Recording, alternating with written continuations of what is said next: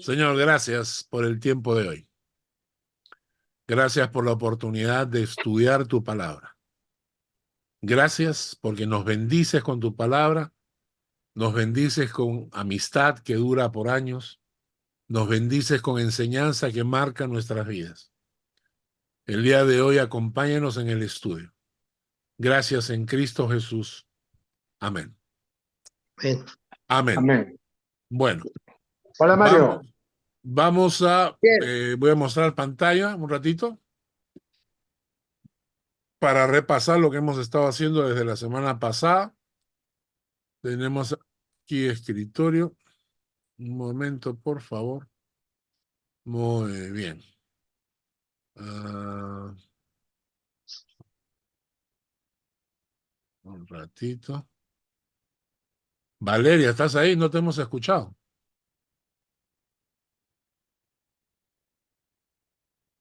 Acá está. Este es. Muy bien. Entonces comparto pantalla. ¿Mm? A ver. Muy bien. Bueno, esto es lo que hemos estado viendo. Para repasar, hemos dicho 12 pruebas, 12 indicadores que sin lugar a dudas muestran que Jesús era el Mesías, el único enviado de Dios. Hasta ahora hemos tocado 8 profecías. Juan el Bautista, que indicaba, decía, proclamó que Jesús era el Mesías. Los mismos apóstoles que estuvieron a su costado lo reconocieron. Esos 2 milagros cuando Dios aparece en el cielo y dice delante de toda esa gente, este es mi Hijo amado en quien tengo complacencia, a él oíd. En el quinto punto, ángeles y manifestaciones sobrenaturales que rodearon el nacimiento de Jesús, la estrella como un milagro de esos sabios de Oriente que la vieron en el cielo y la reconocieron. Y la semana pasada vimos sanidades, los milagros que Jesús hizo sanando enfermos, que también demostraba y demuestra que Jesús era el Mesías. Por último, vimos su poder sobre la naturaleza, esa capacidad de romper las leyes físicas de la naturaleza delante de cientos de testigos. La multiplicación de los panes y los peces delante de miles de personas, ¿no? Esto debe haber sido una escena impresionante. Cuando Jesús caminó sobre el agua, que pensaron que era un fantasma, cuando Jesús hace caminar a Pedro sobre el agua, cuando Jesús calma la tempestad, ordena a la tempestad que se calme y el mar y el viento le obedecen, cuando convierte esas tinajas de agua en vino, en fin, poder sobre la naturaleza. El día de hoy vamos a empezar con los demonios, los endemoniados, y vamos a ver hasta dónde llegamos. Ojalá podamos terminar de una vez, pero vamos a empezar con los demonios. ¿Ok? Así que vamos a empezar leyendo Marcos capítulo 1, 23 al 27. Marcos capítulo 1, 23 al 27. Por favor, mi vida, si lo puedes leer. Ya, dice, pero había en la sinagoga de ellos un hombre con espíritu inmundo que dio voces diciendo, ah, ¿qué tienes con nosotros, Jesús Nazareno? ¿Has venido para destruirnos? Sé quién eres, el Santo de Dios. Pero Jesús le reprendió diciendo, cállate y sal de él. Y el espíritu inmundo, sacudiéndole con violencia y clamando a gran voz, salió de él. ¿Más? 27. Y todos se asombraron de tal manera que discutían entre sí diciendo, ¿qué es esto? ¿Qué nueva doctrina es esta que con autoridad manda aún a los espíritus inmundos y le obedecen? estos pasajes que vamos a leer probablemente para algunos de ustedes suene extraño, suene raro, suene imposible, ¿no? Pero algunos de nosotros hemos vivido en carne propia, hemos experimentado en carne propia contacto con personas endemoniadas, que fueron dominadas por algún tipo de demonio. Hemos visto, yo lo he visto con mis propios ojos, cómo espíritus demoníacos tomaban control de una persona, cómo le permitían ver lo que estaba ocurriendo en otros lugares de la casa, dentro de su propia casa, cómo este endemoniado podía saber lo que estaba ocurriendo en otras habitaciones a las cuales no tenía acceso, cómo podía leer la mente de la gente, cómo podía cambiar de voz, etcétera, etcétera, todas las manifestaciones de una persona poseída. Entonces, para mí estos pasajes que vamos a leer ahora me llenan de mucho gozo y de mucha tranquilidad, porque los pasajes que vamos a ver van a demostrar que Jesús tiene el poder aún hoy sobre estas personas endemoniadas. Se dan casos verdaderos. Si bien es cierto, en algunas iglesias se dan unas obras de teatro, unos shows falsos y mentirosos que tratan de engañar al auditorio, y esta gente ha hecho que la iglesia se convierta muchas veces en el hazme reír en el mundo. Pero de que existen, existen. De que son reales, y en circunstancias verdaderas uno puede ver realmente cómo un espíritu inmundo, un espíritu demoníaco, puede tomar control de una persona. Algún día les contaré toda la historia con detalles. Ahora vamos a entrar simplemente para escuchar los textos. Y acá, en este pasaje, dice, versículo 23, que había en la sinagoga de ellos un hombre con espíritu inmundo. Aquí yo me pregunto, ¿qué hacía un poseído en medio de la sinagoga? ¿Cómo podía estar ahí sin manifestarse, oculto entre la gente? ¿Cómo puede estar un poseído en medio de la sinagoga y que ese espíritu inmundo no reaccionara? Y es muy simple. No importa si es un lugar religioso. Puede ser un lugar religioso, puede ser una iglesia, puede ser un lugar de culto, pero si no está la presencia de Dios, los espíritus inmundos pueden pasar inadvertidos. Y lo interesante es esto, y les doy un tip. Si hay algo que un espíritu inmundo no puede soportar, es primero la alabanza, segundo la oración, y tercero, la lectura de la palabra de Dios. A veces nos asustamos cuando hay gente que me llama y me dice, ay, esta persona está poseída. Si esa persona puede estar en un lugar donde se está alabando a Dios de verdad, esta persona no puede soportar la alabanza. Si hay algo que les choca, que les duele a los espíritus inmundos, es la alabanza a Dios. La segunda cosa es que no tienen ningún poder frente a la oración. No importa de quién venga la oración. No se trata de ser un super santo para que tu oración tenga efecto. La oración tiene efecto porque va a Dios, no porque sale de ti, no depende de ti. Entonces, la oración que domina y tiene poder sobre los espíritus demoníacos no depende de que si tú eres una persona súper santa, sino de que tu oración realmente esté llegando al trono de Dios. La tercera cosa es que cuando lees la palabra de Dios delante de un endemoniado, él siente como que le están tirando látigos. Esa fue mi experiencia. ¿Están haciendo una pregunta por ahí? o alguien. Yo quería hacer una pregunta. Sí, Esto, pero, o sea, si bien la oración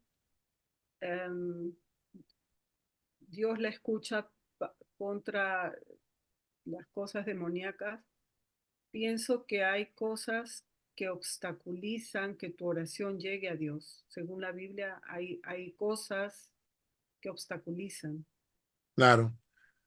Obviamente, si estás en pecado infragante, ¿verdad? Si estás viviendo una vida de pecado, una doble vida, lo más recomendable es que no se te ocurra estar en un lugar donde está un endemoniado, porque tú vas a ser presa fácil, ¿no? Si el espíritu sale del endemoniado, tú vas a ser la primera opción. Entonces, si tú estás llevando una doble vida, entonces mejor alejarte de esas situaciones. Pero si tú eres una persona que está llevando una vida de fe normal, no tienes que ser no debes tener una super fe, porque la oración sincera de una persona sencilla tiene el poder sobre los espíritus inmundos, porque no se trata de quién eres, sino a quién va tu oración. Por último, como les decía, la palabra de Dios. La palabra de Dios, en el caso que yo viví, en la persona, cuando leíamos la palabra, sentía que le estaban tirando látigos en el cuerpo y el Espíritu nos suplicaba, por favor, que dejáramos de leer la palabra. Esto solo como introducción. Ahora volvamos al pasaje. Hay un hombre con espíritu inmundo en medio de la sinagoga. Imagínense que eso significa que en esa sinagoga ni se predicaba la presencia de Dios, ni se tenía la presencia de Dios. Ahora, cuando el espíritu inmundo, y quiero que vean esto, en el versículo 24, cuando el espíritu inmundo se enfrenta a Jesús, le dice, ¿qué tienes con nosotros? Porque eran varios los espíritus. ¿Qué tienes con nosotros? Y le llama Jesús Nazareno. La palabra Jesús significa Salvador. Y le dicen, has venido para destruirnos. Ellos saben, los espíritus saben que Jesús había llegado para destruirlos y que tiene el poder, más poder que ellos. Luego, en el mismo versículo dice, y esto es lo que el espíritu inmundo reconoce y dice, sé quién eres, el santo de Dios. Los mismos espíritus endemoniados, demoníacos, reconocen a Jesús como el santo de Dios. Pero Jesús le reprendió diciendo, cállate y sal de él. Y el espíritu inmundo, sacudiéndole con violencia y clamando a gran voz, salió de él. Lo reconocen como el santo de Dios, le obedecen y se sujetan a sus órdenes en forma inmediata. No hubo ningún show, no hubo ninguna entrevista al espíritu endemoniado, como en algunas iglesias mentirosas se ponen a entrevistar al espíritu, ¿no? Acá no, Jesucristo los calla y los saca. Vamos a un segundo pasaje, a un segundo texto bíblico, Marcos capítulo 5, versículos 1 al 6. Marcos capítulo 5, versículos 1 al 6. Jackie, ¿puedes leer? Sí, Marcos 5 del 1 al 6. Okay. Vinieron al otro lado del mar, a la región de los Gadarenos, y cuando salió él de la barca, enseguida vino a su encuentro de los sepulcros un hombre con un espíritu inmundo, que tenía su morada en los sepulcros, y nadie podía atarle ni aun con cadenas, porque muchas veces había sido atado con grillos y cadenas, mas las cadenas habían sido hechas pedazos por él, y desmenuzados los grillos, y nadie lo podía dominar. Y siempre de día y de noche andaba dando voces en los montes y en los sepulcros, e hiriéndose con piedras. Cuando vio pues a Jesús de lejos, corrió y se arrodilló ante él. ¿Qué hizo el espíritu cuando vio a Jesús? Corrió y se arrodilló ante él.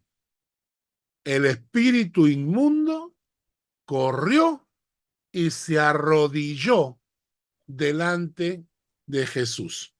Chiqui, lee desde el versículo 7 al versículo 13.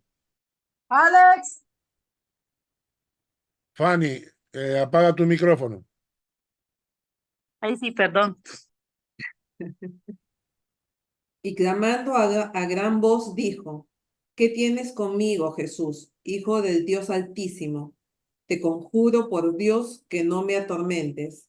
Porque le decía, sal de este hombre, espíritu inmundo. Y le preguntó, ¿cómo te llamas? Y respondió diciendo, Legión me llamo, porque somos muchos. Y le rogaban muchos que no los enviasen fuese de aquella región. Estaban allí cerca del monte un gran atado de cerdos paciendo, y le rogaban todos los demonios diciendo, envíanos a los cerdos para que entremos en ellos. Y luego Jesús les dio permiso, y saliendo de aquellos inmundos, entraron en los cerdos, los cuales eran como 2000, y el hato se precipitó en el mar por un despeñadero, y en el mar se ahogaron. La segunda cosa que aparece en esta historia es que los espíritus inmundos reconocen a Jesús como hijo del Dios Altísimo. Imagínense lo que estamos diciendo. Estamos diciendo que en el mundo de los espíritus, los demonios reconocen que Jesús era el Mesías, el hijo del Dios Altísimo. Y la segunda cosa que aprendemos de este pasaje es que le ruegan y necesitan del permiso de Jesús para actuar, para hacer tiene que obedecer a la voz de Jesús. Este pasaje debe llenarnos de gozo y confianza en el Señor. Debe llenarnos de gozo y sobre todo de confianza. La falsa enseñanza de la guerra espiritual que algunos predicadores introdujeron en las iglesias hace unos años atrás, le daban al diablo tanto poder, tanta presencia, tanta importancia, se la pasaban peleando con el diablo todo el tiempo. Se la pasaban reclamando que el diablo atara al diablo, etcétera, ¿no? Hablaban del diablo como si el diablo tuviera poder sobre nosotros y todo el tiempo debíamos estar luchando con él. Paraban reprendiendo al diablo en cada Coca-Cola. Veían al diablo en cada cuadro. Comenzaron a dividir el mundo en ventanas. La ventana 440, la ventana 320, la ventana europea, la ventana latinoamericana. Y hay que luchar contra los espíritus de las ventanas y de los reinos. Toda esta patraña, toda esta tontería de la guerra espiritual. Había una mujer cuando llegamos acá a Suiza, había una mujer que estaba metida en toda esta corriente, ¿no? Y nosotros recién llegábamos, recién estábamos acomodándonos, conociendo un poco a las personas, y esta mujer llevó a mis hijos, se los llevó a pasear a Arao, creo que se los llevó al cine, y de regreso pasaron por un auto y vieron al auto que tenía una calcomanía de una calavera. Y esta mujer comenzó a reprender a la calcomanía, reprender al dueño del auto, no reprender, o sea, esa tontería y todo este tipo de teología muestra una ignorancia absoluta de la palabra de Dios. Voy a decirles 8 puntos para que los recuerden. 8 puntos. Punto 1. El diablo no es más que un pobre ángel caído. Está al mismo nivel que el ángel Miguel o el ángel Gabriel. Es un ángel caído. Eso es el diablo. Es un pobre ángel caído. Punto 2. No está a la altura de Jesús. No le llega ni a la punta del zapato. Cuando Jesús aparece en escena, los espíritus demoníacos corren y se arrodillan.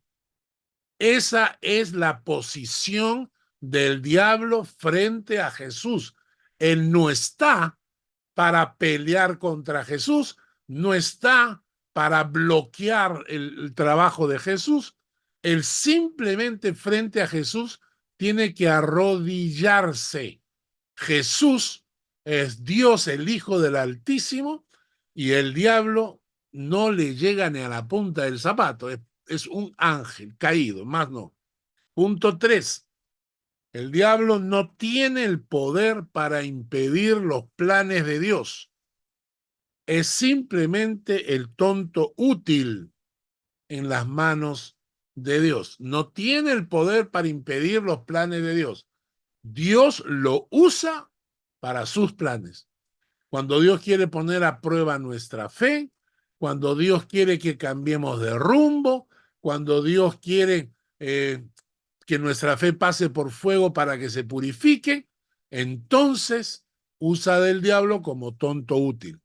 Pero si el diablo quiere oponerse a los planes de Dios, no puede, porque no tiene el poder de Dios para oponerse a las cosas, a los planes de Dios. Punto 4. El diablo no es omnipresente, ni omnisciente, ni omnipotente. Dios es omnisciente, omnipotente y omnipresente. El diablo no está en todas partes. El diablo está en un solo lugar y lo demás pueden ser sus demonios, pero él no es omnipresente, ni lo sabe todo, no es omnisciente y no tiene todo el poder, no es omnipotente. Punto 5. Frente a Jesús, el diablo y sus demonios, como ya les he dicho, se tienen que arrodillar. Punto 6. Esto es muy importante. Tienen que rogarle. Tienen que pedirle permiso al Señor para hacer sus cosas. Nunca lo olviden. El diablo tiene que rogarle y pedirle permiso al Señor. Punto 7. Los que tienen a Jesús en su corazón están protegidos, porque la palabra dice que el diablo no nos puede tocar. El diablo no nos puede tocar. Punto 8. Los que no tienen a Jesús en su corazón, ellos sí están en peligro. La Biblia dice que los que no tienen a Jesús en su corazón son llamados hijos de desobediencia o hijos de ira. Especialmente cuando estas personas que no tienen a Jesús en su corazón se comienzan a meter en terrenos peligrosos como invocación de muertos, jugar con la ouija, buscar ayuda de brujos y chamanes. Cuando esta gente se mete en los terrenos del espíritu, es muy probable que terminen siendo poseídos o influenciados o obsesionados por algún tipo de estos demonios. El diablo trabaja en estos 3 niveles. Influencia, la parte más básica. Obsesión, la parte intermedia. y posesión, que es la parte ya completa de la acción del diablo sobre una persona. Muy bien, ahora, como les decía, yo he vivido, lo he visto cómo el Espíritu rogaba que nosotros dejásemos de orar, cómo rogaba que dejásemos de leer la palabra, y al final este muchacho fue liberado. Vamos a leer una tercera historia. Marcos capítulo 7, versículo 24 al 30. Miguel, ¿puedes leer? No. Ojalá, no puedo. Estoy en recepción. Ok, Sorry. está bien. Mario, lee tú, por favor. Marcos capítulo 7, versículo 24 al 30. Ok. Marcos 7, 24 al 30. Levantándose de allí, se fue a la región de Tiro y de Sidón, y entrando en una casa no quiso que nadie lo supiese, pero no pudo esconderse, porque una mujer cuya hija tenía un espíritu inmundo. Luego que oyó de él, vino y se postró a sus pies. La mujer era griega y sirofenicia de nación, y le rogaba que echase fuera de su hija al demonio. Pero Jesús le dijo: deja primero que se sanen los hijos, porque no están bien tomar el pan de los hijos y echarlos a los perrillos. Respondió ella y le dijo: sí, Señor, pero aún los perrillos debajo de la mesa comen de las migajas de los hijos. Entonces le dijo: por esta palabra ve, el demonio ha salido de tu hija. Y cuando llegó ella a su casa, halló que el demonio había salido y a la hija acostada en la cama. Esta es una historia muy bonita. Levantándose de ahí, se fue a la región de Tiro y Sidón. Entrando en una casa, no quiso que nadie lo supiese, pero no pudo esconderse. Yo creo que Jesús, viviendo en cuerpo humano, también se cansaba. Y como nosotros, como todos nosotros, todo el tiempo rodeado de gente, todo el tiempo rodeado de gente, yo creo que Jesús necesitaba tener un poquito de descanso, un tiempo de reposo. Entonces Jesús llegó a la región de Tiro y Sidón, entrando en una casa, dijo: no quiero que nadie lo sepa, para poder descansar, para poder sentarnos, tomar un cafecito, un lonchecito con su pescado frito, con su cebollita, con su pan francés, relajado, ¿verdad? Pero no, pues no pudo esconderse porque la fama de él lo perseguía. Entonces esta mujer tenía una hija. Y saben, a mí me llama la atención porque ¿qué no haríamos nosotros por nuestros hijos, verdad? ¿Qué no haríamos nosotros por nuestros hijos? Y esta mujer tenía una hija poseída, y cuando llega le ruega a Jesús. Una cosa interesante: nunca dejemos de clamar e interceder por nuestros hijos. Nosotros tenemos que ser la primera fuerza intercesora, luchando por nuestros hijos en oración delante del trono de Dios cada día. Si hay alguien que va a luchar por sus hijos, tienes que ser tú.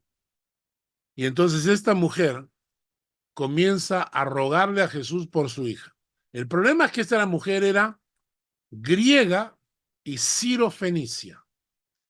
Y para los judíos, los griegos y los sirofenicios eran como perros, los consideraban como perros. Versículo 27. Jesús le dijo: deja primero que se sacien los hijos. Jesús había empezado su ministerio entre los judíos.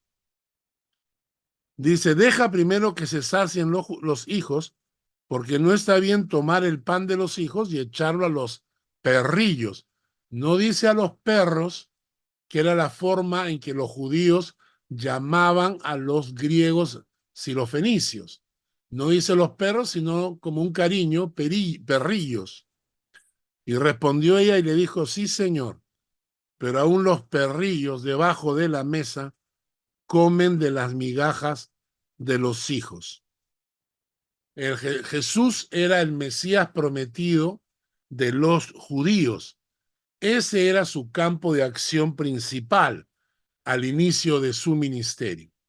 Pero esta mujer sirofenicia, al llegar ante Jesús y le suplica el milagro, una cosa interesante es que a veces Jesús hacía preguntas o afirmaciones no para rechazar a la gente, sino para motivar una respuesta que enseñara algo a sus discípulos. Entonces los discípulos que eran judíos estaban viendo la escena. Los discípulos que eran judíos sabían que los griegos y los sirofenicios eran considerados como perros. Entonces Jesús, delante de sus discípulos, quiere aprovechar la oportunidad para enseñarle a sus discípulos a no hacer acepción de personas. Y entonces le dice a la mujer, delante de sus discípulos judíos, le dice, sí, pero tú me pides un milagro, pero no está bien que yo que he venido a hablar a los judíos, entonces que haga milagros a los perrillos, ¿no? Y cuando ella contesta, no, pero los perrillos debajo de la mesa podemos comer las migajas, esa humildad de la mujer y esa fe de la mujer, Jesús entonces agarra y ¿qué hace? Hace el milagro. Y de esa manera le enseña a sus discípulos judíos a no hacer acepción de personas con otras culturas que no fueran judías. Y entonces le dice, versículo 29, y entonces le dijo, por esta palabra, ve, el demonio ha salido de tu hija. Y cuando llegó ella a su casa, halló que el demonio había salido y la hija acostada en cama. Primera enseñanza, Jesús obra un milagro en una persona no judía por la fe y la humildad que vio en ella. Segunda enseñanza, la autoridad de Jesús sobre los demonios era tal que ni siquiera tenía que estar presente o estar cara a cara frente a un endemoniado, porque la autoridad de Cristo, la autoridad en el mundo de los espíritus, aún a la distancia tenían que obedecer. Entonces, uno de los puntos más importantes que nos indican que Jesús era el Mesías es pues esta situación donde los mismos endemoniados lo reconocen como el Cristo, lo reconocen como el Hijo del Altísimo, lo reconocen como el Santo de Dios, lo reconocen como el enviado, ¿no? ¿Bien? Perfecto. Continuamos entonces con el siguiente punto. Hemos visto el punto 9, demonios. Noveno indicador. Vámonos ahora al punto 10. Otro indicador que muestra que Jesús era el Mesías era su poder sobre la vida y la muerte. Su poder sobre la vida y la muerte. Vamos a leer Marcos capítulo 5, versículo 22 al 23. Fanny, por favor, léelo. Sí. Y vino uno de los principales de la sinagoga llamado Jairo, y luego que le vio, se postró a sus pies y le rogaba mucho, diciendo, mi hija está agonizando, ven y pon las manos sobre ella para que sea salva y vivirá. Muy bien. Jairo, que era un principal de la sinagoga, creía que Jesús podía sanar a su hija. Ahora lee del versículo 35 hasta el 42, Fanny. Sí, un momento, por favor.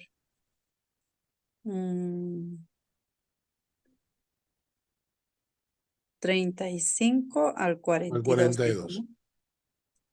Sí, un momentito. Oh, 5:35 al 42. Sí. Ah, de Marco. Ah, ya, un momento. Me equivoqué. Ok. Mientras él aún hablaba, vinieron de casa del principal de la sinagoga, diciendo, tu hija ha muerto. ¿Para qué molestas? ¿Para qué molestas más? ¿Para qué molestas más al maestro? Pero Jesús, luego que oyó lo que se decía, dijo al principal de la sinagoga, no temas, cree solamente. Y no permitió que le siguiese nadie, sino Pedro, Jacobo y Juan, hermano de Jacobo, y vino a casa del principal de la sinagoga y vio el alboroto y a los que lloraban y lamentaban mucho. Y entrando les dijo, ¿por qué alborotáis y lloráis? La niña no está muerta, sino duerme. Y se burlaban de él. Mas él, echando fuera a todos, tomó al padre y a la madre de la niña y a los que estaban con él, y entró donde estaba la niña. Y tomando la mano de la niña le dijo, Talita cumi, que traducido es, niña, a ti te digo, levántate. Y luego la niña se levantó y andaba, pues tenía 12 años, y se espantaron grandemente. Talita Kumi, la traducción literal de Talita Kumi sería niña aparece. Niña aparece, ¿no? La niña había fallecido. Cuando llegan a los sirvientes y le dicen a Jairo que su hija ha fallecido, le dice, ya, ¿para qué molestas al maestro? Ya se murió tu hija, ¿no? Todos los que tenemos hijos nos imaginamos una situación como esta. Ningún padre merece ver morir a sus hijos, ¿no? Lo mencionaba el otro día, existe una palabra para los esposos que fallecen, viudos. Existe una palabra para los padres que fallecen, huérfanos, ¿no? Pero no existe palabra para cuando un hijo muere. Y en este caso, me imagino la situación. Imagínate que uno de tus hijos fallece. Y entonces Jesús aparece en la escena y le dice, no temas, cree, cree solamente. Pero si la hija está muerta, la hija está muerta. Y le dicen, no, cree. Jesús le dice, cree solamente. No temas, cree. Y cuando llega, solo deja que entre Pedro, Jacobo y Juan y los papás. Y cuando se acerca a la niña, tiene delante suyo a una niña de 12 años muerta. La tiene muerta. Y Jesús, tomando la mano de la niña, ordena que su espíritu regrese. Talita Kumi, niña, aparece. Que aquí lo dicen como a ti te digo, levántate. Escuchen bien. ¿Podrían los evangelios escribir una historia mencionando nombres y lujo de detalles si no fuese cierta? Si hubiese sido mentira, el mismo Jairo habría salido a desmentirla cuando los evangelios comenzaron a correr entre las iglesias. ¿Quién puede tener el poder de levantar muertos? ¿Mahoma levantó algún muerto en su vida? ¿Buda levantó algún muerto en su vida? ¿Conocen ustedes una sola persona en la historia de la humanidad que haya tenido el poder de levantar muertos. Por eso, a veces a mí me incomoda, me pongo medio saltón cuando veo a gente que duda de Jesús. Porque si hay alguien en el que debemos creer, es en Jesús. Si hay alguien en el que debemos creer, es en Jesús. Lo demostró levantando muertos. Jesús tenía en sus manos el poder sobre la vida y la muerte. Y eso solo lo tiene Dios. No solamente es este caso, porque hay 3 casos en la Biblia. Vamos a ver el hijo de la viuda. El hijo de la viuda. Voy a pedir a Silvia que por favor lo lea. Lucas, capítulo 7, versículos 11 al 15. Lucas, capítulo 7, versículos 11 al 15. Ok. Aconteció después que él iba a la ciudad que se llamaba Naín, e iban con él muchos de sus discípulos y una gran multitud. Cuando llegó cerca a la puerta de la ciudad, he aquí que llevaban a enterrar a un difunto, hijo único de la madre, la cual era viuda, y había con ella mucha gente en la ciudad. Y cuando el Señor la vio, se compadeció de ella y dijo: no llores. Y acercándose tocó el féretro, y los que llevaban se detuvieron, y dijo: joven, a ti te digo, levántate. Entonces se incorporó él, que había muerto, y comenzó a hablar, y lo dio a su madre. Este pasaje me encanta porque no tiene que ver con gente que rodeaba a Jesús, sino que hay un entierro. Están caminando cargando el féretro, pero la escena dice que es hijo único de su madre, la cual era viuda. Quiere decir que esta persona, esta señora, primero había perdido a su marido y el segundo había perdido a su único hijo. Era una mujer que estaba quedando en soledad total. Nadie quedaba con ella. Yo me imagino que en estas circunstancias las personas dicen: ya no tengo razón de seguir viviendo. Se murió mi esposo, probablemente sus padres también habían fallecido, y su único hijo fallece. Las personas pierden todo el sentido de la vida. Si su hijo único ha fallecido y además sin esposo. Y Jesús no los conoce, no sabe quiénes son, pero ese es nuestro Dios. Ese es Jesús, su misericordia, su compasión. Dice que al ver, cuando la vio, se compadeció de ella. Y entonces le dijo la palabra clave: no llores. ¿Y por qué no llores? Porque voy a resucitar a tu hijo. Y Jesús se acercó, tocó el féretro, y los que lo llevaban se detuvieron, y le dijo al joven: levántate, levántate, como le dijo a la niña, Tabita Kumi, pero Tabita significa niña, y joven, no sé cómo se dice. Entonces, agarra y le dicen: joven, levántate. Y entonces, dice el texto, el muerto se incorporó y comenzó a hablar.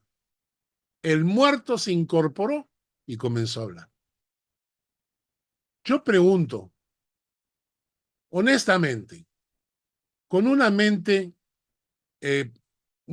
limpia, no una mente ya predispuesta a negar la verdad. Una mente, digámosle, que cuestiona. Yo pregunto, si tú sabes de alguien que tiene este poder sobre la vida y la muerte, ¿no es correcto seguirlo? ¿No es correcto seguir a alguien como Jesús que tuvo compasión de esta mujer y que tenía el poder de dar la vida a un muerto sin conocerlo. Si leyéramos las historias de la Biblia desde una perspectiva sin preconceptos, una persona que yo no estoy aquí, yo estoy acá para negar todo. No, con un corazón limpio. Una persona como Jesús, que tiene este poder, no merece ser respetado, leído, no merece que le creamos a sus palabras. Si tenemos una persona que tiene el poder sobre la vida y la muerte, sus palabras no tienen valor para nosotros como para leerlas y escuchar lo que él tiene que decir. La tercera historia de resurrección es la que ya todos conocemos, la de Lázaro, ¿no? Para entender bien el pasaje de la resurrección de Lázaro, debemos recordar que Lázaro era hermano de Marta y María. ¿Se acuerdan de esa escena? Cuando Jesús entra en una casa, porque María, Marta y Lázaro no eran extraños para Jesús. Inclusive en una oportunidad Jesús se quedó a dormir, ¿no? Y me imagino que estar en la casa de ellos era como un tiempo de descanso, lejos de la multitud, lejos de tantos enfermos, un tiempo de relax, ¿no? Hablando con María, hablando con Lázaro, hablando con Marta, que le preparaba lo que le gustaba a Jesús, ¿no? Miren cuánta confianza había, y escuchen bien esto, ¿eh? Miren cuánta confianza, cuánta amistad tenía Jesús con Marta, con María, con Lázaro, que Marta se atreve a rezondrar a Jesús. ¿Se han dado cuenta? Marta, que estaba cocinando, sale a la sala y lo rezondra a Jesús y le dice: Señor, ¿no te da cuidado que mi hermana no me deje servir sola? O sea, Jesús, o sea, ¿no te da cuidado de que mi hermana esté aquí en la sala mientras yo estoy trabajando ahí solita en la sala, en la cocina? Marta tenía tanto cariño y tanta amistad y tanta confianza con Jesús que fue a la sala a rezondrarlo, porque ella estaba cocinando sola y su hermana no estaba haciendo nada, ¿no? Y lo mismo pasa a veces con nosotros, ¿no?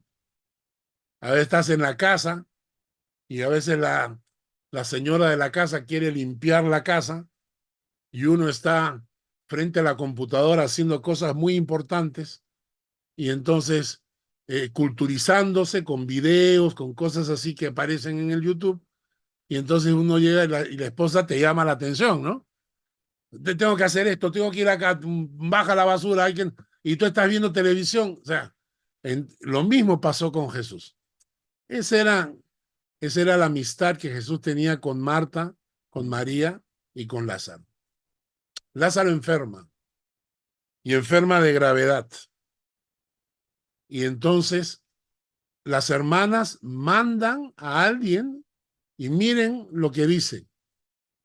En Juan 11:3 dice: enviaron pues las hermanas para decirle a Jesús: Señor, he aquí, el que amas está enfermo.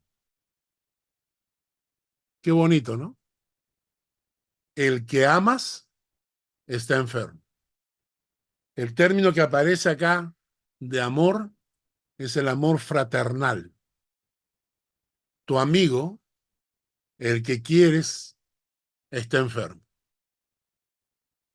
Resulta que a propósito Jesús no va. A propósito, ¿por qué? Al igual que la mujer sirofenicia, Jesús quiere enseñarles algo a sus discípulos. No lo hace de mala gente, quiere enseñarles algo. Y entonces a propósito se queda unos días más donde él estaba. Y de repente pasaron unos días, Lázaro se murió, y entonces Jesús le dice a sus discípulos, ahora sí, vamos. Vamos porque Lázaro ya está muerto. Duerme, dice Jesús. Lázaro duerme. Cuando llega, María y Marta lo reciben. La primera que sale corriendo era María, porque María era la más sentimental, la más emotiva. Ella fue una de las personas que rompió un frasco de alabastro con perfume de nardo para lavar los pies del Señor. Fue María. Esto muestra su carácter. Era una mujer que era muy emotiva, sentimental, y sale donde Jesús y le dice a Jesús, Lázaro ha muerto. Lázaro ha muerto. Marta sale y le llama la atención al Señor, ¿no? Porque claro, tenía confianza con él. Si hubieras venido antes, mi hermano no estaría muerto. Yo he visto los milagros que has hecho, cuánta gente se sanó. Si hubieras llegado antes, mi hermano no estaría muerto. Y Jesús agarra y le dice, Marta, ¿no te he dicho que si creyeres verás la gloria de Dios? Tu hermano resucitará, le dice Jesús, tu hermano resucitará. Y Marta agarra y contesta, sí, claro. Mi hermano va a resucitar, claro, en la resurrección de los muertos, pues. O sea, todos vamos a resucitar en la resurrección de los muertos. Marta no se da cuenta que Jesús le está diciendo que lo va a resucitar ahí mismo.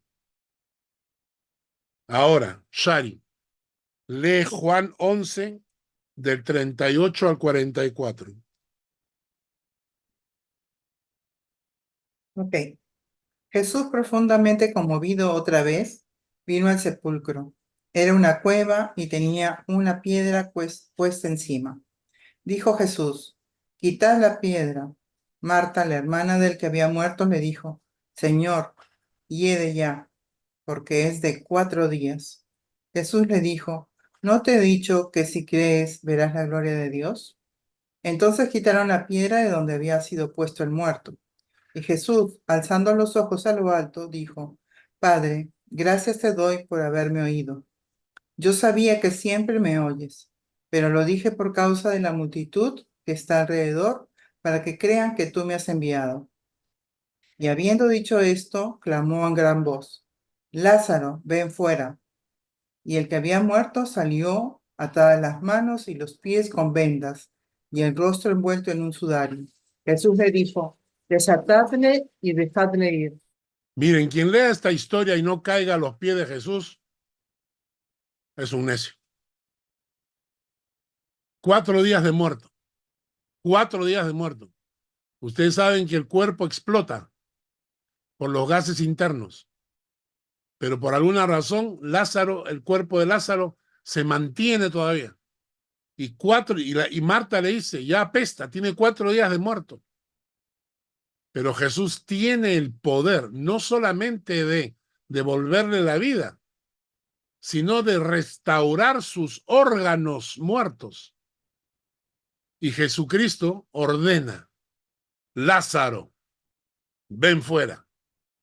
Y el pobre Lázaro tiene que salir dando saltitos porque dice que tenía las manos y los pies atados, ¿no? Atadas las manos y los pies vendados. O sea, tiene que salir saltando como momiecita, ¿no? Jesús tenía el poder. ¿Acaso no demuestra esto que Jesús era el Mesías prometido? ¿Acaso no demuestra que Jesús tenía el poder sobre la vida y la muerte? ¿No demuestra que era el verdadero enviado de Dios? Por Dios. ¿Qué más pruebas necesitamos? Y no solamente resucitó a Lázaro, sino que resucitó al hijo de la viuda y a la hija de Jairo. Y la historia, quiero que sepan esto, la historia registra la vida de Lázaro. la historia registra la vida de Lázaro y cómo los judíos lo persiguieron para volverlo a matar, porque Lázaro era el testimonio del poder que Jesús tenía. Lázaro era la prueba viviente. ¿Tú te imaginas en un lugar donde la gente dijese, yo no creo en Jesús? Y aparecía Lázaro y decía, yo estuve muerto 4 días y él me resucitó. 4 días y él me resucitó. Yo a veces cuando cuento mi historia, yo estuve muerto 7 minutos, nada más. Y la gente, ¿pero cómo? ¿Cuándo? ¿Y qué pasó? ¿Viste algo o no viste nada? ¿Qué fue lo que viste, no? La gente se interesa para saber qué pasó. Pero yo, fue de 7 minutitos. Lázaro estuvo 4 días. Pregunto, díganme ustedes, ¿no es esta una muestra de que Jesús era el Mesías? ¿Han conocido a alguna persona en la historia de la humanidad? No les estoy hablando de hoy en día, les estoy hablando de la historia de la humanidad.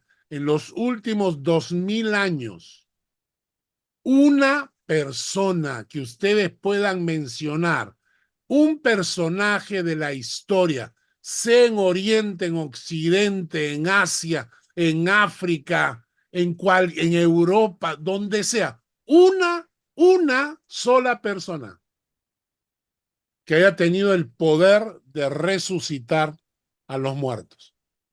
Por eso, cuando Jesucristo agarra y dice, yo soy el camino, la verdad y la vida, no es que se la estaba dando de soberbio, es que estaba diciendo que él era el único que tenía el poder, el único que tenía el poder para levantar muertos, para sanar enfermos, para calmar tempestades, para hacer milagros. Jesús demostró con todas las pruebas de que él era el Mesías.